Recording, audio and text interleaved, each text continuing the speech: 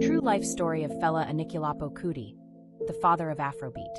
In the heart of Nigeria, amid the chaos of colonial legacies and military regimes, was born a firebrand, a musical prophet whose voice echoed across Africa and the world.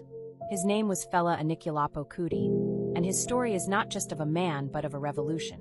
A man who sang with fire, danced with defiance, and challenged systems with his saxophone.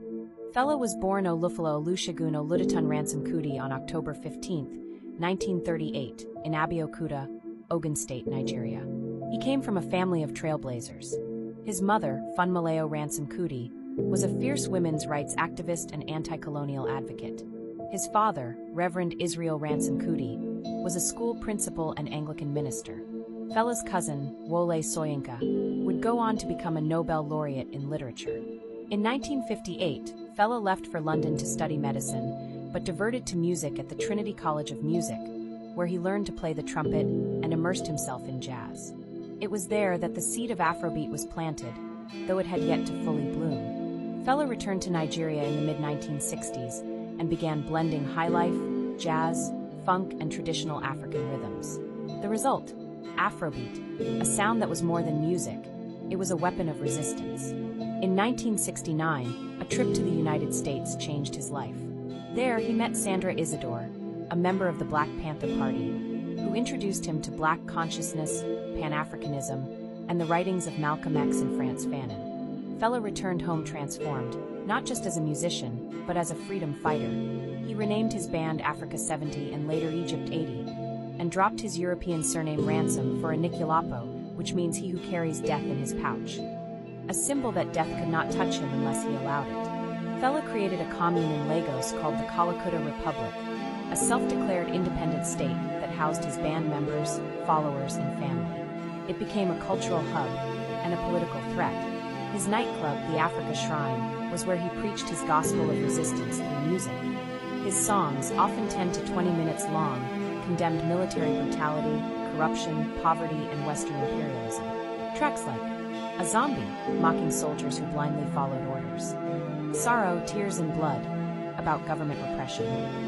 Water No Get Enemy, and Coffin for Head of State, were sonic bombs aimed at Nigeria's ruling elite. Fela's boldness came at a price. In 1977, after he released Zombie, the military responded with vengeance. Over 1,000 soldiers stormed Kalakuta Republic. They beat him senseless, burned down his home, and threw his elderly mother, Funmilayo, out of a window. She later died from her injuries. Fela responded by delivering a coffin to the Dodon barracks, the residence of then military ruler, General Olusegun Obasanjo, a defiant act immortalized in his song Coffin for Head of State. He was jailed over 200 times, harassed, and his music banned on state radio.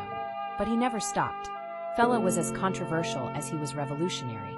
He married 27 women in one day, mostly his dancers and band members, in 1978, a statement against hypocrisy and colonial morality. He smoked marijuana openly, wore only underwear or traditional attire, and lived a life that fused art, spirituality, and rebellion. He even ran for president of Nigeria under his own party, Movement of the People, MOP, but was barred from contesting.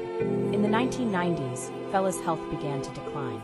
He died on August 2, 1997, from AIDS-related complications, though his brother Dr. Olakoy Ransom Kuti, Nigeria's former Minister of Health, announced the cause with courage and transparency, breaking the stigma surrounding HIV in Africa. Over 1 million people attended his funeral in Lagos. Even in death, he was larger than life.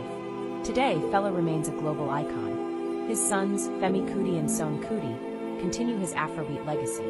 His life inspired a Broadway musical, Fela, produced by Jay-Z and Will Smith. Every year, his legacy is celebrated during Felabration, a week-long music festival in Lagos.